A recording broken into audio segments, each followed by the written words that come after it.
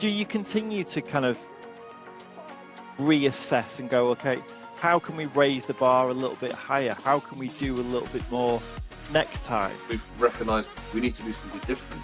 Let's have a short conversation with you and we'll educate you. We'll tell you what some of these things mean. We'll break down the jargon. We won't blind you with, is it leasehold or freehold? You know, what kind of property is it? What do you mean property? There's a home. I want to buy a home. You're playing lands, the Beatles are there outside singing a song for you, people are chanting, and it was like ludicrous. We're very people dependent, but we combined that with great technology. And I can completely get how you get that kind of multiplier effect, but the most important thing is it's the customer who's got the benefit of all that. It's them who's front and center throughout the whole thing. And they will be patient, they will listen, they will make the customer feel like they are king rather than the other way around. Hi everybody, welcome to, I feel like trumpet and fanfare should be going off. Welcome to the first ever episode of Best in Class, the business podcast. And thoroughly delighted to have Martin Baker from Fluent Money as my very first guest. We had a conversation a few months ago when I kind of proposed this podcast, and when Martin, we had a really long chat, told me all about himself and the business. I always knew that I wanted to bring you on as the very first guest. So Martin, thank you very much for joining me. Thank you. It's a nice compliment. To be honest, I just went because we're both called Martin. It was just that easy to remember your name. That's the real truth behind it. But do you want to, for the benefit of the listeners, do you want to kind of give them a bit of an introduction to who you are, an insight into the business, and then we'll kind of get into what is it that the business does really well, and then the mechanics of kind of how it achieves all those things? Yeah, sure. So I am. So I'm the managing director of the mortgage part of a business called Fluent Money. Fluent Money was founded by ex kind of financial services professionals about 18 years ago, and our aim is that we're simplifying how customers get hold of funding. It originated from another business called Loan Makers, and then it evolved into a kind of financial technology disruptor firm. So we are very much a disruptor in the mortgage industry that specialises in various loan types, and I'm trying to help them grow into the biggest part of financial services borrowing market, which is mortgages. They've got a great reputation in things like second charge loans or secured loans, probably most consumers would know them as, and other sort of technical niche products. But it's in the main residential mortgage market that I joined them about 9 months ago. And we're now majority owned by one of the biggest players in the UK mortgage industry called Mortgage Advice Bureau. So, so to your question, I suppose what we're trying to be is a disruptor. We're trying to create a different way for customers to kind of feel the mortgage experience, because for many customers that go direct to one of the many lenders that are out there in the UK, or that go through a traditional broker, the experience can be very good, but it can also be often quite poor. And what we're keen to do, and what really drew me to Fluent Money, is that we're absolutely obsessed with customers and avoiding the well-trodden path. So how are we different? Well, it all starts with how you orientate your business. I'm not the first to suggest that strong commercial growth can be delivered through being really focused on your customer, but if I give you 3 examples. So for most mortgage customers, they would say that their experience of either dealing with a mortgage broker or going to a bank or a building society is that they feel like they are the poor relation. They feel like they're going into a room with an expert that wants to remind them that I'm the expert. I'll only see you if you are ready to go, if you've got everything that you need. And it puts so much emphasis on the customer feeling like they're the small person in the little chair, whilst the broker is sat in the big chair. And that's not just a metaphor. That's very much my experience, having worked in banks for a number of years. I used to sit in those rooms and think, how come I'm sat in the customer's chair and I feel a lot lower than you? Secondly, there's just absolutely no room for complexity. Mortgages, like many professions, there's this feeling of self-entitlement that it's a bit like when you explain to a seasoned photographer that you've got one of these point and shoot smartphones that takes great photos, and they look down their nose at you and say, well, actually, I think you'll find that my qualifications make me much more qualified than you to know how to use things like aperture and zoom and so on and so forth. And that's very much, I think, how mortgage companies treat customers. It's I've qualified to be a mortgage advisor. I'm regulated by the so and so. It took me a long time to get into this position, so I am going to talk down to you. I'm only going to see you if you're ready to go. And I just think there's a better way to do that, because most customers, if they could, they would do it themselves. Yeah, I think just to that point, I'm not a carsy guy. I'm look under the bonnet of the car and I can work out where the water goes, and beyond that I'm kind of stuck. And I've had to take cars to garages over the years, and the ones that I've always gone back to are the ones who don't treat me like an idiot for not knowing that. It's the ones who take the time just to explain in kind of layman's terms of saying, I'm interested, what was wrong? And they'll explain it and they'll break it down. I've even had some who've like taken me underneath the vehicle to show me. It's still a bit lost on me, but I appreciated the gesture of doing so. And I think you're absolutely right. There is that, you can sit in your high tower and say, well, I've got all this knowledge, therefore, I'm going to treat you like the dumb kid, and baffle you with science and jargon. Or you can actually think, okay, well, this person knows a minutiae of what I know within this, but they're the customer and I need the customer. So I'm actually going to talk in a way that lands well with them and feels like they're not being patronized, so to speak, and supported through that. So I as an individual and a customer who's bought many things and in many different guises, I really lean into that when somebody takes that time, that appreciation to know that you're not the expert in their field. Exactly, and I suppose what I'm describing is it's empathy 101, isn't it? And just to be clear, there are thousands of mortgage brokers across the UK, and there are some absolutely outstanding mortgage brokers. Often it's the ones that work on their own that have, the reason why they're able to work on their own is because they're really good at what they do, and they will be patient, they will listen, they will make the customer feel like they are king rather than the other way around. And often it's the ones, whether they're brokers or whether they're working for a bank, it's the ones that are probably less confident that will almost puff up the ego to kind of compensate for the fact that perhaps they feel a bit vulnerable themselves. And so from my perspective, the business that we're building at Fluent Money is about stripping down those elements of it, because if mortgages were so simple, then everybody will be able to do it in a few taps on their phone. And there are ways that you can do things digitally. What we've tried to do is say, okay, so we want to give you something that's easy. We want to take out the complexity. We want the language to be jargon-free, but also recognizing that customers reach a point of vulnerability. This is a massive decision. You're borrowing hundreds of thousands of pounds. You're committing to a repayment that is going to be a big part of your household income for the next 2 years or 5 years if you lock into a fixed rate. So you've got a customer that feels really vulnerable. So rule number one is don't allow them to feel vulnerable, help them feel empowered and confident. But at the same time, when they say, I just need someone to do this for me, then respect that, but don't abuse that kind of transfer of power to you as the advisor. Yeah. So what we do at Fluent is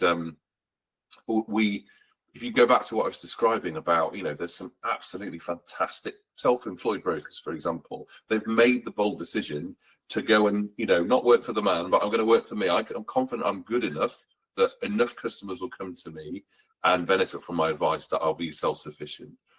We've taken the best bits of that, but then broken down this dependency on being one person on your own.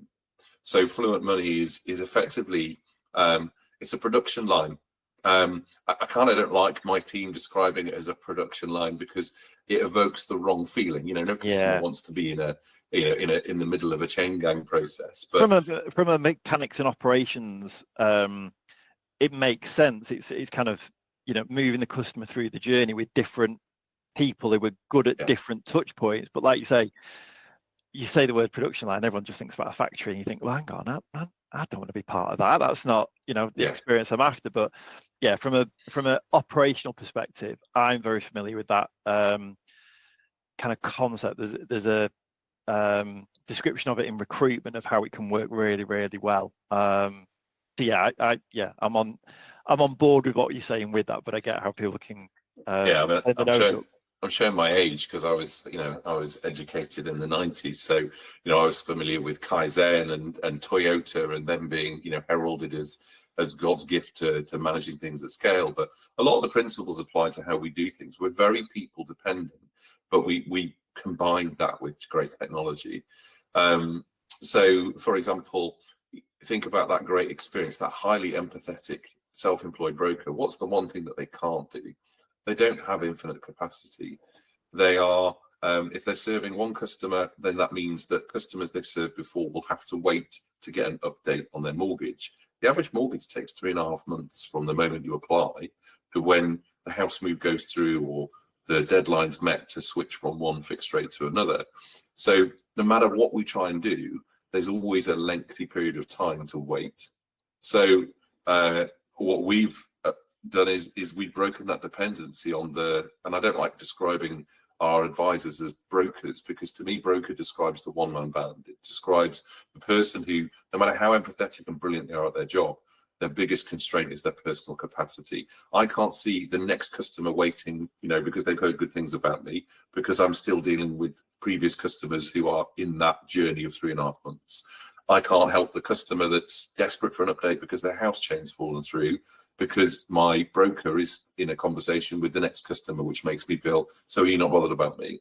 So we've played on that part of it to apply this team model so that we're never knowingly letting down a customer. If you want an update after your application until it finally completes and the house move can go through, or the remortgage kind of is applied and the old mortgage is stopped, then we've got a team of amazing people that will keep you updated. We use technology so that you can be updated via an app, that you can receive proactive updates rather than having to chase us. So that takes all of the best bits from the person who just seems to have this amazing capacity to constantly juggle, but we apply a team model to it. And then I suppose the last part I'd probably talk about is that by breaking it up into chunks, it just gives us an immense amount of scale to be able to massively grow the business. So over the course of the last 9 months since I've been there, we've virtually doubled the number of people within the mortgage business. But it doesn't just enable us to double our own capacity. There's a multiplier effect. I hate this phrase, but I'm going to use it. I'm cursing myself as I use it, but I worked for someone years ago who made this phrase of 1 + 1 = 3, and I remember looking at them and going, oh, that's straight out of the cheesy lines from a consultant book. But I suppose it's the best way I could describe what we're trying to build, which is we're breaking this dependency on one person, and actually for every 2 people that we have in our business, they can achieve more than double what one person can. It's that multiplier It's effect. that other saying, isn't it? The sum of all parts is greater than each of the individual components within it. I do find it very interesting, because I'm effectively a solo recruiter, and again, as you're talking, I'm kind of aligning my own experience to what you're saying, and I'm thinking, I know within the recruitment industry, a lot of the best recruiters have all set up independently. And the majority of recruiters in our industry or in recruitment businesses are solo recruiters or under a headcount of say 5. And I'm exactly the same. So I want to give an amazing customer experience. I want to be that recruitment agency that people think they're going to get when they go through a recruiter, but they unfortunately don't. And it's that keep you updated. How's the job market going? Feedback when you see it. But you're absolutely right. There's time constraints. I can only do so much per day. But when you bring in technology, especially the development of AI and bots and how you can kind of bring that in, you've got your app, you're suddenly able to deliver more of a kind of a wraparound service, an out of hours service, an instantaneous service. And I can completely get how you get that kind of multiplier effect. But the most important thing is it's the customer who's got the benefit of all that. It's them who's front and center throughout the whole thing. And that's what I really like is kind of, as you're talking, there's lots of, the first thing you said about we're here to disrupt the mortgage industry. Well, you can only be a disruptor if really something's kind of not working to its maximum optimization. And I do feel it is an industry that a lot of people are overwhelmed. We all have, well, we don't all have to do it, but the majority of people go through it when they're getting a mortgage in the UK. That's our kind of cultural way to buy a house. It isn't in all societies, but it is in the UK. And it can feel very overwhelming. And, you get these documents that come through with all this legal jargon on, and, it feels heavy to read it, and you don't, but you want to, but you feel like you need to, and you try and pull out the key points. So to simplify that and to take the complexity out, but then appreciate, okay, well, one of the things that I think we spoke about ages ago was you talked about the kind of the average dynamic between a broker and a customer, and they're saying, booking in a meeting, well, I can do any time. How's about 10 a.m. on Monday? Well, that doesn't work for the customer because the customer is working Monday to Friday, 9 to 5 in most instances. So they're going to have to book a morning off to attend the meeting. Whereas you're offering more of that kind of wraparound service within that. So I find it interesting that you look at it in so many different lenses about what's the best. It's almost like, so when ages and ages ago, I heard about Airbnb when they first launched. So the guys who founded it said, okay, what's going to be a 1-star level of service with Airbnb? Well, someone turns up and it's clean and there's a bed, right? What's going to be a 2-star? 2-star, there's going to be a bed, it's going to have a nice view, and it's going to be clean. What's the 3-star? So they went to 5-star, and then they went to 7-star, and then they went to 20-star, and 20-star was you're playing lands, the Beatles are there outside singing a song for you, people are chanting, and it was like ludicrous. But they tried to kind of take it to that nth degree of going, well, how can we push the bar a little bit further and a little bit higher? And I feel like that's kind of what you guys have done. You've got, okay, what's the first problem? Well, it feels clunky for the customer. It doesn't feel like a pleasant experience. But as you said, it's the biggest purchase anybody's ever going to make in their life. Yeah. It's pretty significant as a milestone for anybody. And then you break it down into all the individual pieces within that of going, well, rather than just fix this, actually, we're going to fix all of these different things. And I imagine, you can't go straight to market with all of them. I imagine some of them are in kind of gradual introduction over time. But that's what I find really interesting. It's about breaking it down in so many different ways. And I guess to that point, really, do you continue to kind of reassess and go, okay, how can we raise the bar a little bit higher? How can we do a little bit more next time? It's like Apple completely disrupted so many different technology ways. But I feel now we're kind of getting to the point going, yeah, well, the new phone's kind of similar to the last 7. We're not really kind of changing the landscape anymore. Maybe that's because we simply can't. But yeah, are you kind of looking at the business going, okay, well, what can we do more and how can we do it rather than kind of resting on your laurels? So I tease our chief technology officer quite regularly because he has a favorite phrase, which is, what's the problem we're trying to solve? Yeah. And he's absolutely right to ask that question. And if I apply that principle, the problem we're often trying to solve, going back to the start of what I was talking about, is choice for a customer. And if I give you a couple of examples, so there's often a belief out there that, you know, the person who advises customers, the broker, the advisor, they view digital as the enemy. Digital is going to make me obsolete. They're going to take away my customers. They're going to allow customers to do themselves what I used to do for them. Same as there are photographers, right, that still use the old school camera with the film and like developing it in a dark room, that probably hate people taking photographs on these incredibly amazing smartphones. My mindset is digital's not the enemy, it's our friend, but for customers, we've got to choose the right tool for the right situation. So let me give you two examples. So where digital can work really badly, it's when you say to a customer, okay, before I put you in front of a person, I want you to tell me all about you and fill out our form. And so what's quite prevalent, and we recognize this and deviated from it, is if you say to a customer, okay, tell us 15 things about you, and then and they do that, for example, on a comparison website, because we work with quite a lot of those, then what does the customer do next? And I had this experience myself several years ago. I then have to answer the same 15 questions on their own website when I've been referred across. Yeah. Right, I've done things twice. Now then I speak to a person because I've recognized that I can't do this myself. And then what does that person do? They ask you the same 15 questions. So we've completely got rid of all of that.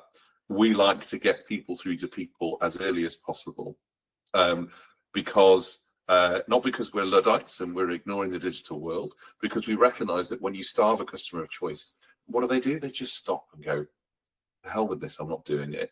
I don't want to have to, I thought this would be easy. I just want to talk to someone.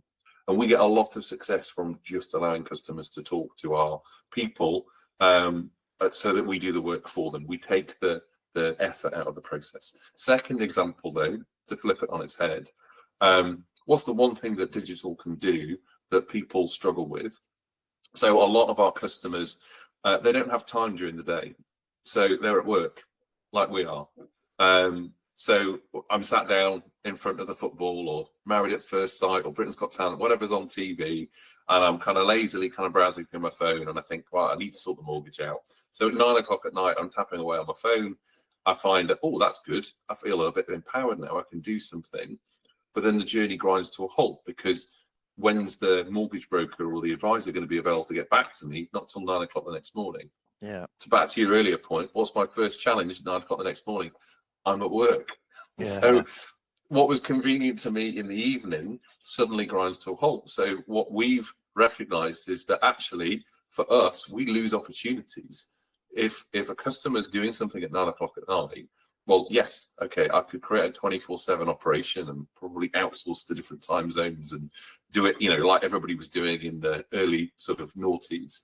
But from my perspective, that's where digital can be our friend. Digital can kind of keep you going and keep nudging you along the process. Great, you're doing well. Tell us a little bit more about this.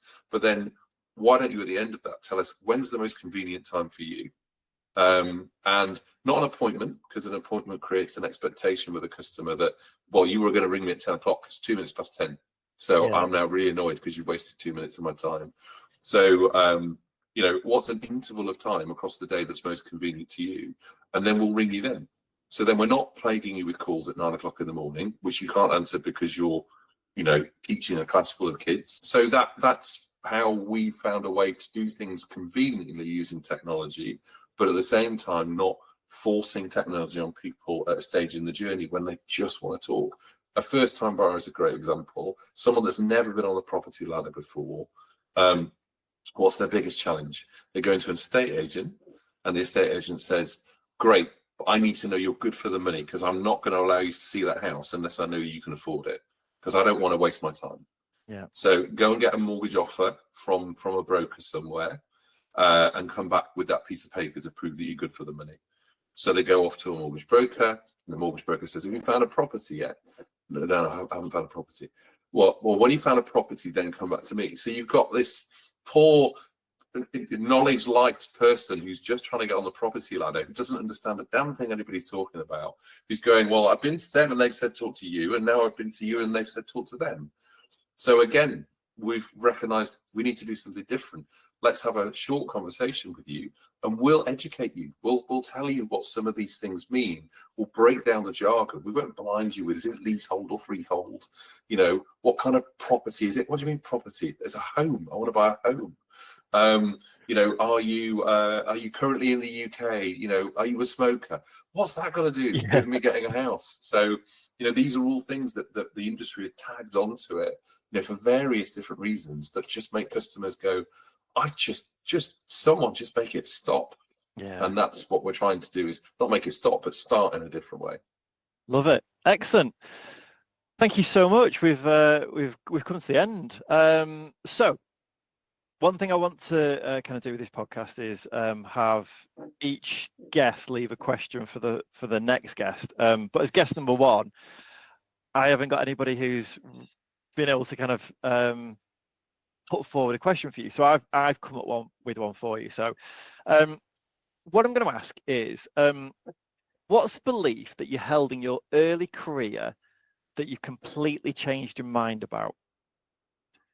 So mine probably stems from education and family life, which is I used to believe that I had to be the most interesting person in the room. I used to prepare speeches. I used to come to meetings with meeting notes about what I was going to say. And someone gave me the feedback a number of years ago that actually better to be interested than interesting. And I've lived by that for a number of years now. And for me, one, it takes a lot of pressure off, because then you get far more out of meetings than you worry about what am I putting in. But secondly, to be honest, most of the best ideas I've ever run with have come from asking questions, sitting down with groups of people, usually the people that are the practitioner, and saying, what do you think? Probably some of the best ideas I've ever implemented have come from, you know, I'm not labeling myself here as a plagiarist, but actually, you know, much better ideas come out of discussion and being interested than they ever will with me thinking, right, with a blank sheet of paper and this brain up here, maybe I can come up with something ingenious. It's that two ears, one mouth thing that we always get told, isn't it? It's you know, listen. And I think listening is a real skill that a lot of people don't have. And we do feel like, you know, the security thing, sometimes we feel like we need to dominate a conversation. Sometimes you feel like you need to, especially as a leader, you feel as though, you know, well, I need to be the one kind of forthcoming with the ideas because that's my role. And actually, it doesn't have to be. And, you know, empowering your team and listening to their ideas could be a game changer, as you've just said. So yeah, absolutely. Awesome, brilliant, Martin. Thank you so much for being guest number one. I found that very, very interesting. I align with a lot of it. You know, there's things I'm trying to do. You can't, a bit like you. I always say with recruitment, I can't reinvent the wheel. A client has a vacancy, they just want somebody in it. But there's the ways and means you can go around that service delivery where you can raise the bar and do better and be better. And I think it's very, very important. You made that little comment about your CTO saying, what's the problem we're trying to solve? Because you can create bells and whistles, but sometimes they're irrelevant. And it's just, you know, show for show's sake. And I think that's the most important bit. Drive change that benefits the customer and differentiates you, but is meaningful. That's the kind of the sweet spot of it all, isn't it? Yeah, absolutely. Amazing. Martin, thank you so much. Thank you.